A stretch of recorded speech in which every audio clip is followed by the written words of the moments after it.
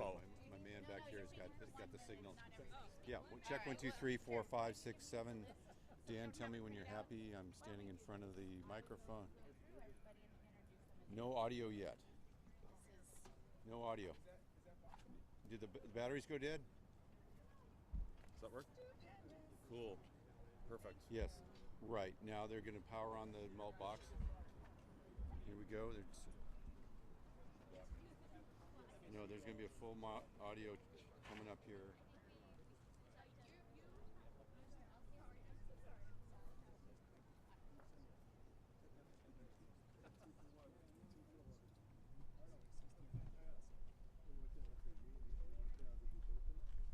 Test 1 2, test 1 2.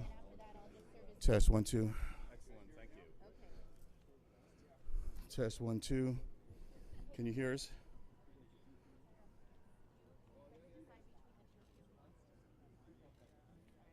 Test 1 2, test 1 2.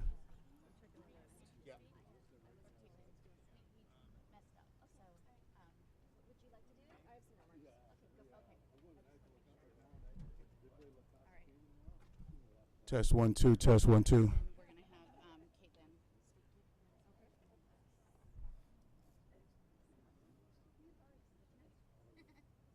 Hello, Carol. It is 9:59. I am fantastic. How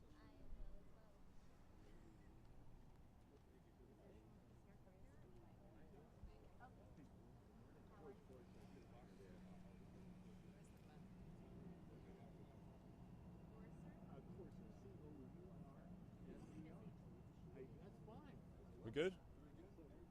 All right, excellent. All right, great. Thank you.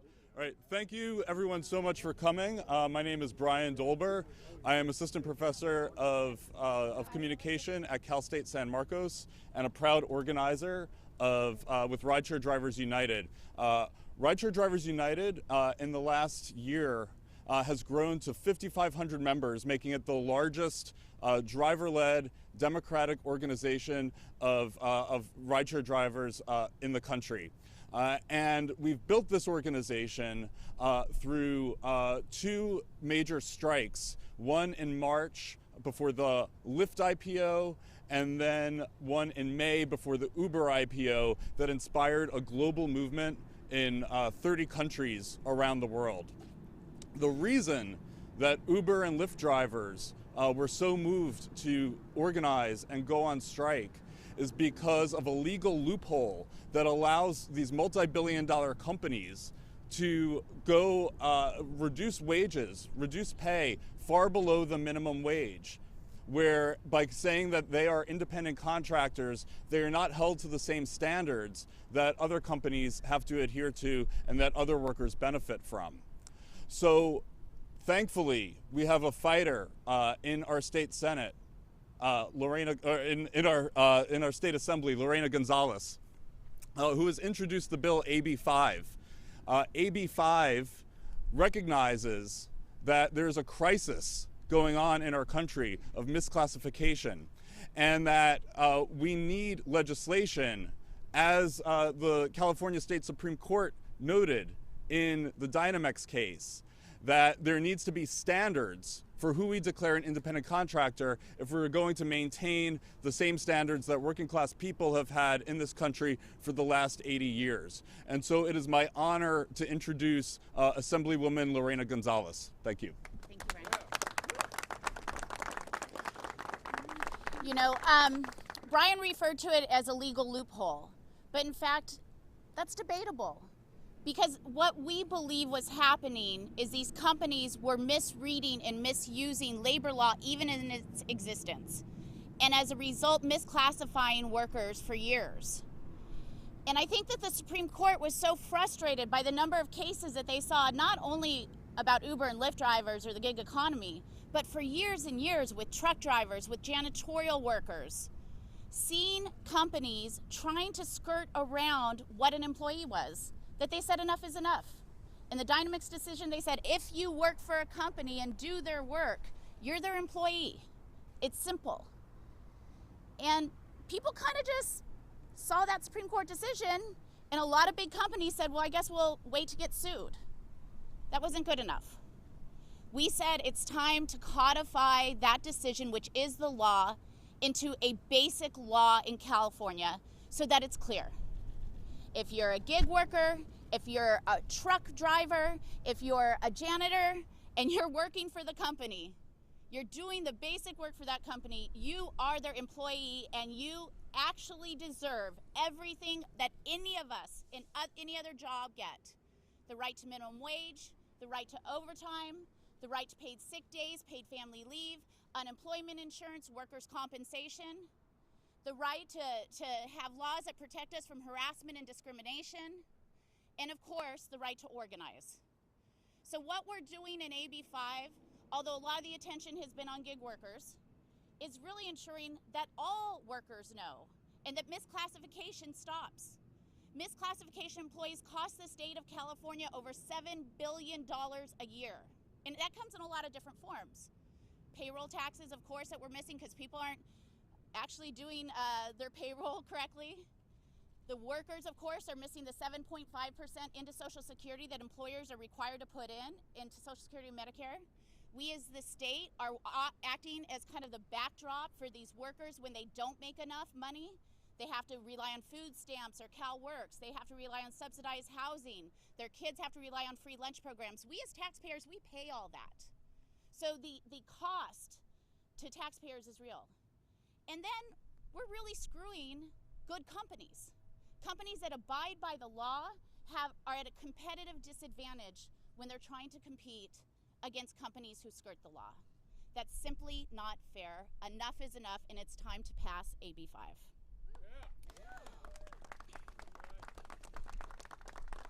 But the end of the day, it's not about what we put in law, it's about the lives of the workers that deserve to be changed. And so with that, it's my pleasure to bring up from the San Diego Rideshare Drivers United, Terry, tell her story. There you are, Terry. Thanks. I'll come right back up after you're done. On April 30th, 2018, the California Supreme Court clarified with the Dynamex law that the standard for determining whether workers in California should be classified as employees or as independent contractors. So under the Dynamex law, this ABC test, companies must prove that the workers align with all three stipulations of this guideline in order to qualify them as independent contractors. A tells us that the workers are free from the control and direction of the hiring entity in connection with the performance of the work, both under contract and in fact. B says the worker performs work outside the usual course of the hiring entity's business, and C says the worker is customarily engaged in an independently established trade, occupation, or business of the same nature as the work performed. Currently, the work performed by Lyft and Uber drivers does not come anywhere close to conforming to that test. The configuration of Uber and Lyft's platforms result in drivers not having freedom from the company's controls, either in the performance of their work or how they are paid. Drivers are subject to a constantly changing set of terms and agreements and decreasing pay scales, which are forced upon them under duress of the threat of immediate and detrimental loss of income. Drivers must also live under the constant shadow of fear of permanent deactivation, and this issue is due to allegations made by passengers which cannot be adequately investigated because Uber investigations teams are overworked with caseloads of approximately 1,200 cases per week each. Being misclassified as an independent contractor offers no protections from companies who do not act in good faith towards their workers. Thank you to Assemblywoman Lorena Gonzalez. Now California sets the standard with AB 5 that the rest of the country can follow. We can turn around this exploitive business as usual dynamic which has overtaken corporate America and get back to where people are important and the middle class is once again the strength of America. Thank you very much. So, like I said, we talk a lot about gig workers. I really wish Terry had really told her story as a driver. We're gonna try to ensure we get some of that. But it also, I think we have some other drivers who are going to speak. It also is about far more than that. And one of the controversial aspects of this is how we deal with the trucking industry. So today I'm going to bring up our county supervisor, also happens to be my husband, who sits on our California Air Resource Board to talk a little bit about trucking. Thank you. I'm here in a couple capacities. One as a member of the California Air Resources Board to talk about the trucking industry and the impact on the environment and the economy, but also as a supportive husband. I am blessed to have a wife who gets up every single day and fights for workers. And she does it fearlessly, she does it passionately, she doesn't back down, she doesn't stop. And maybe everyone in California who cares about the future of workers, not the future of work, the future of workers and the middle class is grateful for everything you're doing. So thank you. You know, carbon emissions, greenhouse gas emissions from the transportation sector are almost a majority of all emissions. A large section of that from the transportation industry is from our commercial vehicles, from our heavy-duty vehicles. And that is a prime area that the California Air Resources Board is focusing on. How do we lower those emissions and how do we do it? A new report just released by the University of California, Berkeley, outlines a key problem with environmental compliance in the trucking industry. Because the truck drivers, the workers, have been misclassified as independent contractors, the burden for compliance with trying to tackle greenhouse gas emissions and carbon emissions and air pollution is falling to these individuals, to these hardworking Californians who are barely making ends meet. If they were properly classified as employees, the cost of environmental compliance on the large trucking companies would be a very small amount. And so as we try to tackle greenhouse gas emissions and environmental issues, the realities of the economics of corporate greed are getting in the way of progress. And if those workers were properly classified, we would have a greater ability to reach compliance. And then it's just a product of the working class. I think at a time when you have record corporate profits, when you have the stock market soaring, I think it's time the state of California take action to restore a little balance, to restore a little dignity and respect for those folks who get up every day and provide us the services to treat them like employees. And so I'm proud to stand here in support of AB 5, in support of all of the workers who are just asking for a fair shake and a fair shot at a better future. Thank you. Next, we're going to bring up Alor Calderon, who is the president of the Employee Rights Center here in San Diego. Hi, good morning. My name is Alor Calderon. I'm the director of the Employee Rights Center. And I see this coalition and I see a brighter future because, as Nathan just said, and I think it's been mentioned, at the Employee Rights Center for the last 21 years, we've seen way too many people have to suffer in poverty and not be able to have the minimum living standards because people are trying to get away with skirting the law and not following, the labor code. Too many construction workers, too many people working in front of houses, too many people doing domestic work have been misclassified as independent contractors and have no work security. They live in dangerous situations, they live in very difficult environments, and we treat them as if they do not exist as far as the federal law in our state and our laws. So I cannot say how much seeing the coalition that we have here, seeing something from the county, somebody who representing the county, and the strongest voice that we have by far for workers in the state, as Lorena is, do this work and clarify the law. Make it simple for all of us to know that if you do work, you deserve dignity and respect, and the law should be followed. So the Employer Rights Center firmly supports AB 5 and especially, supports this coalition who will, I am sure, keep bringing laws like this to the fore and make a brighter, stronger future for all of us here in San Diego and in the state. Thanks so much.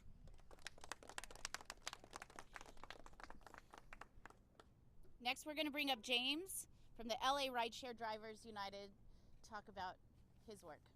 Thank you.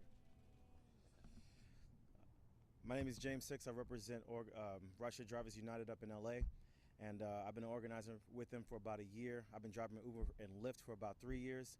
I moved here from New York with my wife so that I could be an actor. actually. And when I first started driving for Uber and Lyft, I was making about $1,200 to $1,300 a week. But due to their cuts, I'm now bringing in less than half, and I'm working about the same hours. Many other drivers are going through the same things. We're getting stuck. Myself personally, I'm getting stuck in a cycle of predatory loan lenders.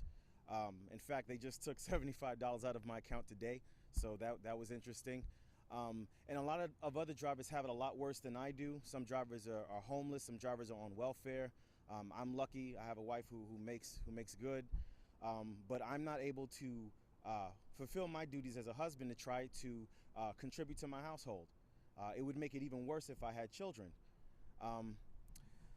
You know, before labor laws, people worked about 12 to 16 hours a day. They worked about 100 hours a week. And owners made millions and millions of dollars off the back of coal miners and factory workers. The only thing that was able to curb that was in 1938 when FDR signed the Fair Labor Standards Act. And it gave us many of the things that we take advantage today, like the 40-hour work week, 8-hour work days, a minimum wage.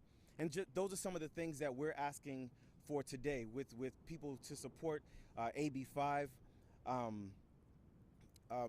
There was a study recently that said about 15,000 drivers, they had their fares analyzed, and Uber is taking about 35 to 38% of their wages. So what we're asking for is a 10% cap on Uber and Lyft. We're asking for a $30 minimum wage. We're asking for Uber and Lyft to recognize Rideshare Drivers United as a union for the drivers. We want job security, the things that was fought for 100 years ago. We want job security. We want a real driver's deactivation appeals process. And we want a cap on rideshare drivers to reduce traffic and lower carbon emissions. And those are just a few of the demands that we have. And I'm thankful for Assemblywoman who stands with us and all gig workers. Thank you.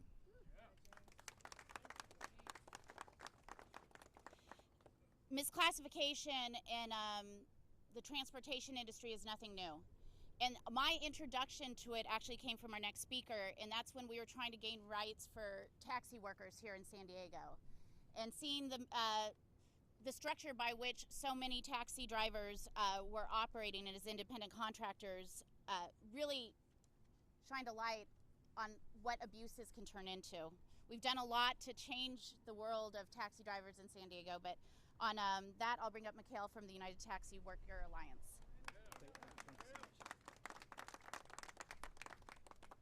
Yeah, thank you, Lorena. As Lorena mentioned, my name is Mikhail Hussein. I'm the president and CEO for United Tax Workers of San Diego.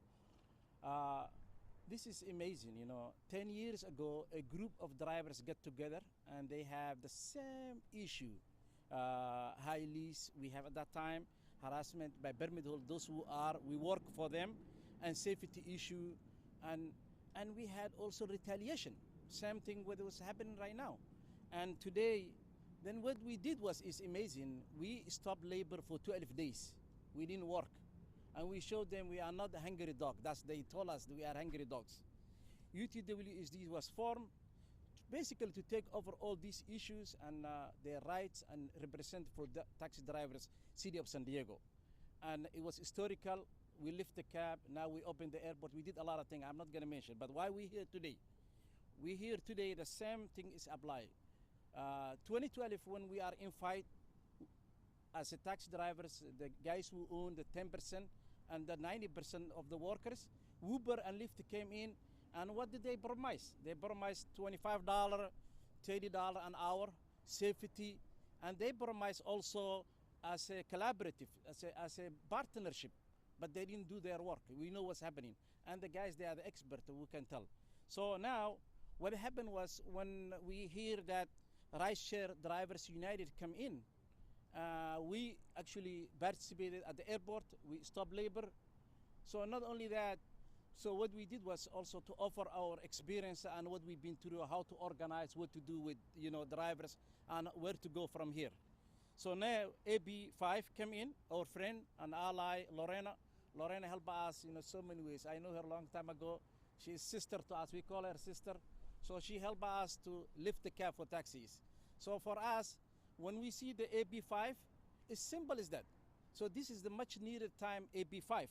So what it says, when you are saying that you are telling the driver what to do, what to wear, how they act, and also set a price, then they cannot be a self-employed. They have to be employee through that company. And we have to teach them a lesson. Those other organizations or other employers who are doing the same similar thing. We are here, UTWSD, in support 100% to pass this one, the law of the land, so other cities can follow. I want to thank everybody, this coalition, and without them, we could not be here today. And I want to thank, special thanks to Lorena. Thank you so much for your time, for coming today. No, I'm sorry, we're in the middle. And I want to point out that what's happened with taxi cab drivers is what's so beautiful about what can happen post AB5. A lot of people say, what about jobs? Independent contractors, in the way that it was created, is supposed to be a small business. If you're a small individual business and you operate in that form, then of course you're an independent contractor. What happened with taxis is they got to become small businesses. They got to go buy their own taxi and actually make their own money and set their own hours and be responsible for themselves and create small businesses. And we're confident that after AB5, two things will happen. There will be more people who are able to create a true small business, not controlled by a broker or a third party. And then there will be people who will get the labor protections they need. So there are many forms of this that I think benefit out of this legislation. Next, we're going to bring up a woman who has worked in an industry that before any of this was one of the biggest classifications of misclassified workers. Paula, a local janitor, is going to come speak.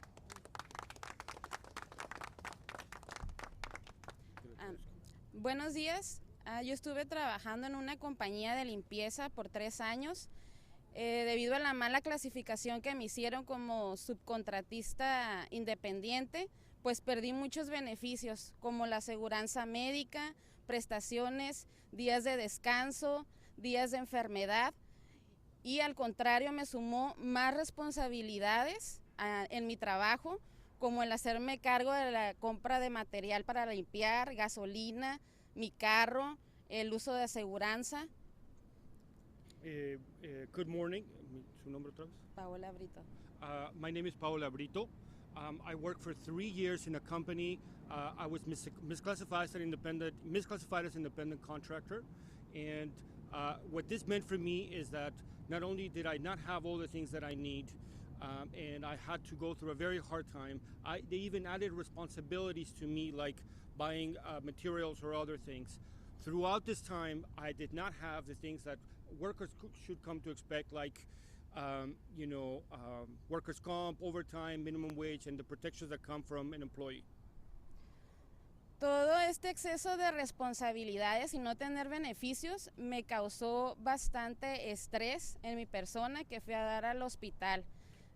All these extra activities and responsibilities I had caused me so much stress that I ended up in the hospital.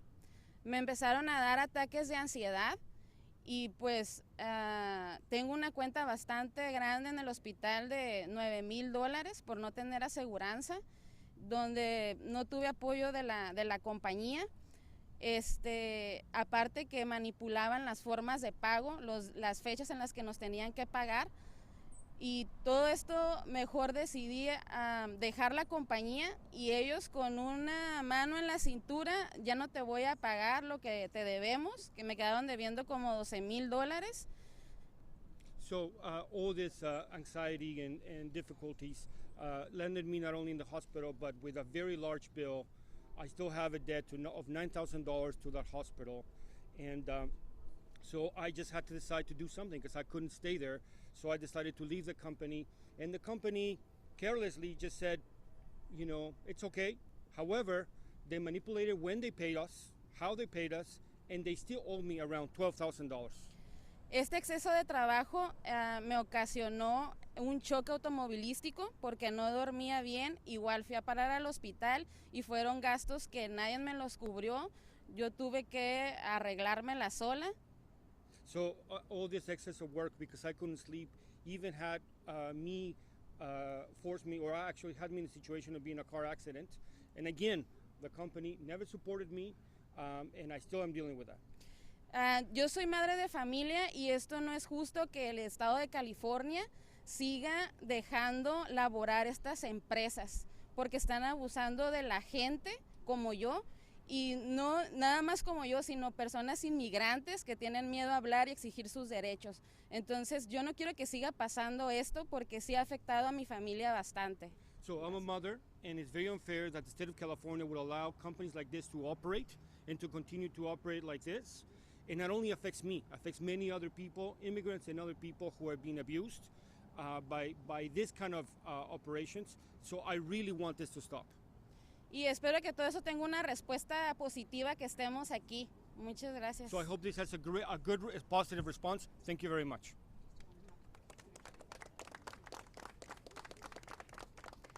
All right, clearly there is now a lot going on. If anyone has any questions, we'd be happy to take them.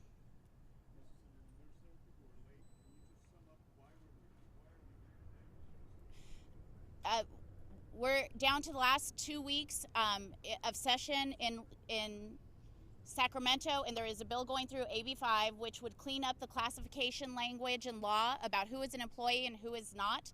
That will affect gig workers. It'll affect janitors, as we've heard from, truck drivers, a whole host of people who have been misclassified, and we're hopeful it's gone through the Assembly. We're hopeful it'll get through the Senate and signed by the governor. Where exactly is it in the Senate? What needs to be done for it to come out? Tomorrow it will be dispensed out of the Senate Appropriations Committee, which means they'll either hold it or send it to the Senate floor.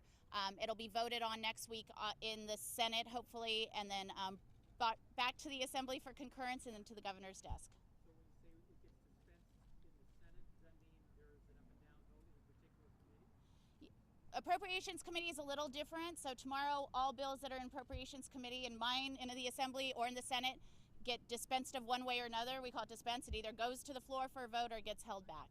Who makes that determination whether or not it goes to The chair of the Appropriations Committee. Who's that? In the Senate, it's Senator Portantino. Yes.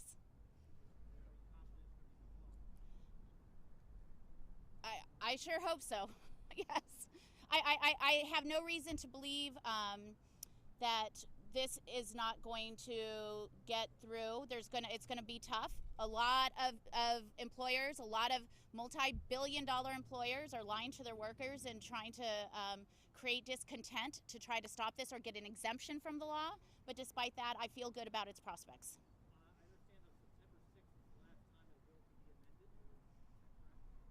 Sounds about right.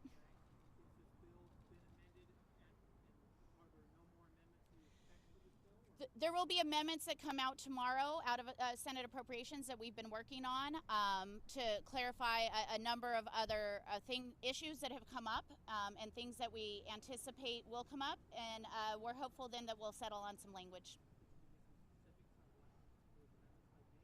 We're going to deal with some of the outstanding trucking issues, some clarifications on that, and a few more professional services.